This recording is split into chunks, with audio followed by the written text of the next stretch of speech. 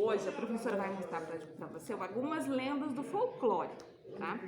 São só algumas lendas, porque o folclore, ele possui inúmeras lendas, ele possui parlendas, trava-línguas, né? O folclore não só esses personagens. O folclore é muito mais que isso, mas a professora só vai mostrar alguns hoje, tá? Os mais tradicionais. Pode ser. Então aqui nós temos, se você sabe que personagem é esse? Boitatá. É o Boitatá. O Boitatá é o protetor das florestas. É um personagem do folclore brasileiro. A lenda do Boitatá descreve essa personagem folclórica como um grande serpente de fogo. Ele protege os animais e as matas das pessoas que lhe fazem mal e principalmente realizam queimadas nas florestas.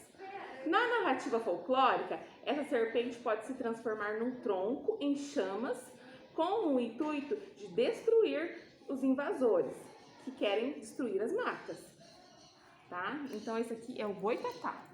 Eu já subi em cima de um boitatá no Jardim Botânico. E essa daqui que você conhece? É a Cuca. É a Cuca.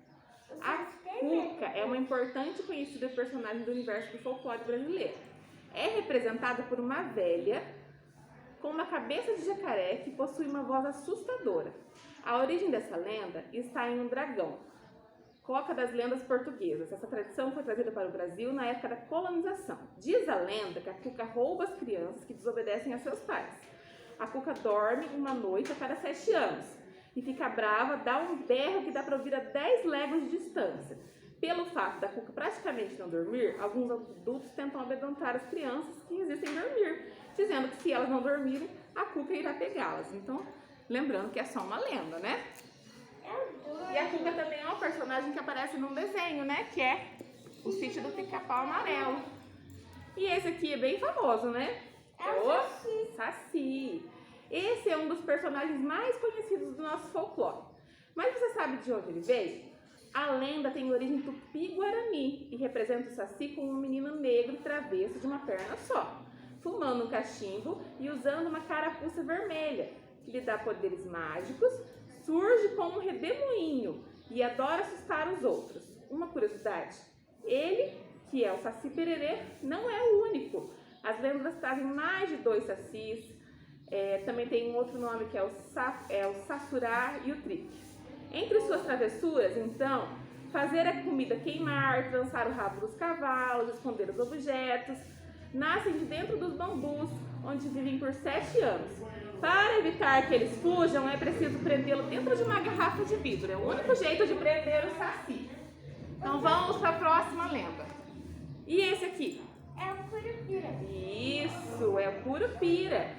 É outro habitante das florestas, é o protetor da flora, da fauna. Também protege a floresta contra os caçadores, como os madeireiros, né, que querem derrubar as árvores. Então ele é representado por esse menino ruivo. O Curupira tem os pés do avesso, olha lá, virados para trás. Ele pega e assim ele consegue enganar as pegadas, né? Deixando os caçadores perdidos nas florestas, porque o pé dele é virado para trás, então eles acham que ele foi para um lado, né, e foi para o outro. Além disso, o Curupira tem o poder de realizar encantamentos, de se transformar em outras criaturas, tendo ainda muita velocidade, força e astúcia, o que significa da palavra que tem origem tupi-guarani, sendo puro uma derivação de curumim, que significa menino, e pira, corpo. Curupira significaria assim um corpo de menino, tá? Então esse aqui é o Curupira. Mais um. Vamos ver se você conhece esse. Iara. A sereia Iara também é uma figura do folclore indígena, fazendo parte da nossa cultura. Trata-se de uma personagem que apresenta-se como uma linda sereia, com corpo de mulher, da cintura para cima, e de peixe da cintura para baixo. Então, com cabelos negros, pele morena, olhos castanhos, a Iara também é conhecida como Mãe d'Água. É uma lenda proveniente da bacia amazônica, não sendo tão divulgado em outras regiões do Brasil, tá? Então a Iara costuma ficar nas encostas do rio para atrair as pessoas, né? Porque ela tem um encanto irresistível, né? Mais uma. Vamos lá. Outra lenda do folclore é o Negrinho do Pastoreio. Você conhece essa? Conheço. O Negrinho do Pastoreio é um personagem do folclore brasileiro, muito conhecido na região região do sul do país, de origem africana e cristã. A lenda do negrinho do pastoreiro surgiu provavelmente no século XIV. Reza a lenda que ainda no tempo da escravidão do país, esse personagem foi um pequeno escravo que sofreu muito com os maus tratos de um fazendeiro. Num determinado dia, o Senhor pediu-lhe... Ai, gente, vamos lá. Então, continuando. Então, a lenda desse menino fala que um senhor resolve castigar o garoto com muitas chibatadas e lançá-lo no formigueiro.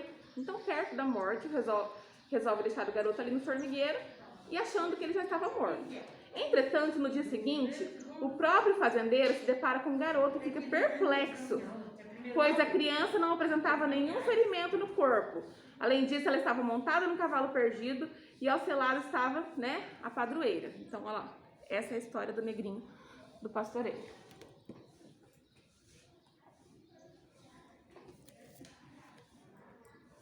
E esse aqui, você conhece? É a caipora, outra figura do folclore, determinada a proteger as florestas e animais. Então, a gente tem muitas figuras do folclore aqui que protegem as florestas, né? Então, olha lá, ela também é de origem tupi-guarani. Então, quer dizer, vem das lendas indígenas, né? Os indígenas criaram essas lendas. A lenda diz que sua força é ainda maior nos finais de semana e nos dias santos. Dizem que a prima do Curupira tem pele escura, coberta por pelos vermelhos, além de andar montada num porco do mato. Então, essa é a Curupira. Eu acho que eu já ouvi falar um pouco dela. E esse aqui? Lobisomem. É o lobisomem. É uma criatura folclórica conhecida mundialmente, também chamado de licantropo. É o lobo e homem. Esse personagem se transforma em lobo nas noites de lua cheia, enquanto durante o dia possui as características de um homem comum. Então reza a lenda que inicialmente um homem foi mordido por um lobo e foi enfeitiçado.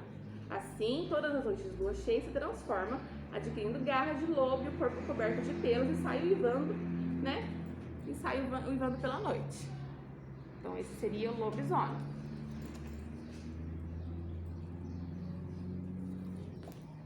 E essa daqui, você conhece? Mula sem cabeça. Isso, é a mula sem cabeça. Essa já deve ter tido medo em muita gente. Reza a lenda, que essa figura sai soltando fogo pelo pescoço, assustando os animais e as pessoas. A mula sem cabeça.